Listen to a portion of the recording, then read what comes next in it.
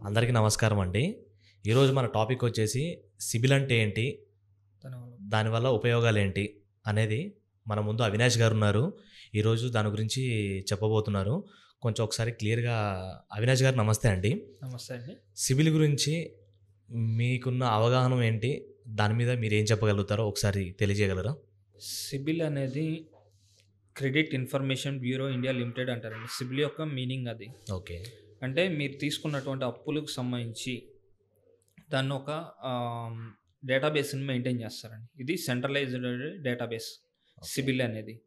So, ఆ సిబిల్ అనేది bankers కానియండి, ఎన్‌బీఎఫ్‌సీస్ కానియండి వీళ్ళందరూ కూడా యాక్సెస్ చేసుకొని ఒక చోట స్టోరేజ్ ఉంటుందండి. అక్కడ మనం గనక ఏ బ్యాంక్‌లో కానియండి, ఏ ప్రైవేట్ లాంటిలో గాని, ఎన్‌బీఎఫ్‌సీలో గనక మీరు లోన్ తీసుకున్నట్టయితే, వాళ్ళు పలానా వ్యక్తి మా దగ్గర సిబిల్ లోన్ తీసుకున్నాడని దాన్ని ఒక డేటాబేస్‌లో మెయింటైన్ చేయడం అనేది జరుగుతుందండి. ఓకే.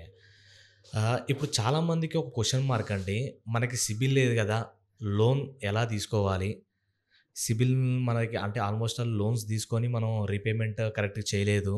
సో, మళ్ళీ లోన్ పెడితే వస్తదో రాదో? సో, మన సిబిల్ ఎంతుండాలి? మనకు సిబిల్ ఎలా తెలుస్తుంది? ఏంటనేది దాని గురించి ఏమైనా చెప్పగలుగుతారా? సిబిల్ అనేది యాక్చువల్‌గా మీకు ఇప్పటివరకు గనక మీరు ఎటువంటి లోన్‌లు తీసుకోకుండా ఉన్నట్లయితే, అది సిబిల్ 0 గాని, -1 గాని ఉంటుందండి. అంటే మీరు ఫస్ట్ ఎంత మటుకు మీరు అప్పు తీసుకొని దానికి మీరెక్కడ అప్పు చేయకుండా ఉంటే గనక, మీ సిబిల్ అనేది 0 గాని, -1 గాని ఉండటం జరుగుతుందండి. దాని తర్వాత సిబిల్ మాక్సిమం వచ్చి 900 అనేది ఉంటుందండి. ఓకే. ఇప్పుడు మనకి ఇంతకుముందు మేము లోన్ తీసుకొని దాని రీపేమెంట్ కరెక్ట్‌గా చేయకపోవడం, అంటే మాకేదో ఫైనాన్షియల్ ఇష్యూ వచ్చి మేము రీపేమెంట్ చేయలేదు. లేదంటే గనక అకౌంట్‌లో డబ్బులుండి ఈసెస్ యాక్టివేట్ గాక ఈఎంఐ కట్ అవ్వలేదు. ఇలాంటివేమన్నా సిబిల్‌లో అప్‌డేట్ అవుతుంటాయా? అవునండి. కంపల్సరీ ఇవి సిబిల్‌కనేది కంపల్సరీ మీరు ప్రతి నెలలో చేసినటువంటి ఏదైనా బ్యాంక్ కానియండి, ఎన్‌బీఎఫ్‌సీ కానియండి, లోన్‌లు తీసుకున్న వాళ్ళ లిస్ట్ మొత్తాన్ని సిబిల్‌కి అనే దానికి సెంట్రలైజ్డ్ సిస్టమ్ అండి ఇది. ఓకే. సో, దానికి కంపల్సరీ రిపోర్ట్ చేయాల్సుంటది. ఓకే. మీరు పేమెంట్ చేస్తేనే ఉన్నా కరెక్ట్ పేమెంట్ చేశారని రిపోర్ట్ చేస్తారండి. ఓకే. ఒకవేళ మీరు గనక కరెక్ట్‌గా పేమెంట్ చేయలేదు, ఫర్ ఎగ్జాంపుల్ 10థ్ మీకు ఈఎంఐ డేట్ అనుకోండి. మీరు 15కి అట్లా పేమెంట్ చేశారనుకోండి. ఓకే. ఆ 5 రోజులను కూడా సిబిల్‌కి రిపోర్ట్ చేస్తారంటే 5 డేస్ డిలే పేమెంట్ చేశారు అని చెప్పని సిబిల్‌కి రిపోర్ట్ చేయడం. అవినాష్ గారు, ఇప్పుడు చాలామందికి సిబిల్ గురించి తెలియక ఫైల్ ఒకరికిచ్చి, వాళ్ళు సిబిల్ బాలేదు మేము చేయలేమంటే, మళ్ళీ తెలియకుండా వేరే వాళ్ళకి గూడా ఫైల్స్ ఇచ్చి, వాళ్ళ మాటలు నమ్మి, మేము చేస్తాం సిబిల్ బాలేకపోయినా అని జెప్పేసి చాలా చెప్తుంటారు. దీని మీద మీ అభిప్రాయం ఏంటి? అలా సిబిల్ మీది బాగోకపోయినా గానీ మేము చేస్తామని చెప్పే వాళ్ళది ఆహ్, లేదండి అది ఫాల్స్ అండి. False okay. అలిగేషన్. వాళ్ళు చెప్పేయన్ని అబద్ధాలు. అంటే ఫైల్ కోసం వాళ్ళు మీ దగ్గర అబద్ధం ఆడి చేస్తున్నారు. ఓకే. సో, దానికని చెప్పని మీ సిబిల్ బాగుంటేనే ఏ బ్యాంక్ అయినా, ఏ ఎన్‌బీఎఫ్‌సీ అయినా లోన్ ఇవ్వడానికి ముందుకొస్తుంది.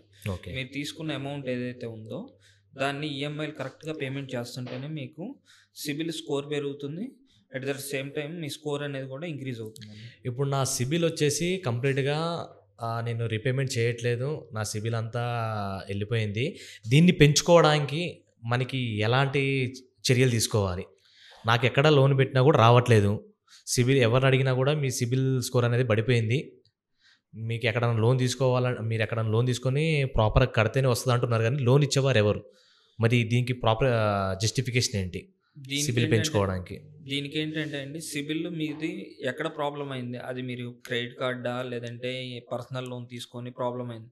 దాన్ని ఫస్ట్ సెటిల్‌మెంట్ గాని, లేదంటే రిటర్న్ ఆఫ్ గాని చేసుకోవాలండి ఫస్ట్. ఓకే. సో, అలా చేయకపోతే మీ సిబిల్ అనేది ఇంకా తగ్గిపోతూనే ఉంటుంది. So, okay. ఫస్ట్ దానికి మీరు సెటిల్‌మెంట్ ఆర్ రిటర్న్ ఆఫ్ రెండిట్లో ఏదో ఒకటి చేసుకొని, దాని తర్వాత మీ సిబిల్ పెరగడానికి ఇక్కడ 2 పద్ధతులున్నాయండి. ఒకటి మీరు బ్యాంక్‌లో ఏదన్నా ఎఫ్‌డి చేసి దానికి అగైనెస్ట్‌గా క్రెడిట్ కార్డ్ ఇష్యూ చేయమన్నా బ్యాంక్ చేస్తుందండి. ఓకే. దాంతో సిబిల్ పెరుగుతుంది. లేదు అనంటే గనక మీ దగ్గర ఏదన్నా గోల్డ్ లోన్ ఉంటే గనక గోల్డ్ లోన్ పెట్టి గనక తీసుకొని దాన్ని గనక మీరు ఆహ్, త్వరగా పెట్టి తీస్తా ఉంటే త్వరగా అనేది సిబిల్ ఇంక్రీజ్ అవుతుంది. అంటే మీరు 1 మంత్ పెట్టి, ఓ 15 డేస్ పెట్టి తీసి అట్లా చేస్తే మీ సిబిల్ అనేది త్వరగా పెరగడానికి ఈ అవకాశం ఉంటుంది. కన్జ్యూమర్ లోన్స్ అని చెప్పి అంటున్నారు. కన్జ్యూమర్ లోన్స్ తీసుకొని దానివల్ల గూడా సిబిల్ పెంచుకోవచ్చా? పెంచుకోవచ్చండి. ఓకే. దానివల్ల కూడా పెంచుకోవచ్చు. అదేంటంటే విత్ షార్ట్ టర్మేనండి. ఓకే అండి. ఈఎంఐలు అనేవి కూడా 3-6 నెలలు మాత్రమే మీకు టెన్యూర్ అనేది ఇవ్వడం జరుగుతుందండి. ఓకే. థ్యాంక్ యూ అవినాష్ గారు. సిబిల్ గురించి ఇంత ఇన్ఫర్మేషన్ ఇచ్చినందుకు చాలా చాలా thank you. Thank you so much. Thank you.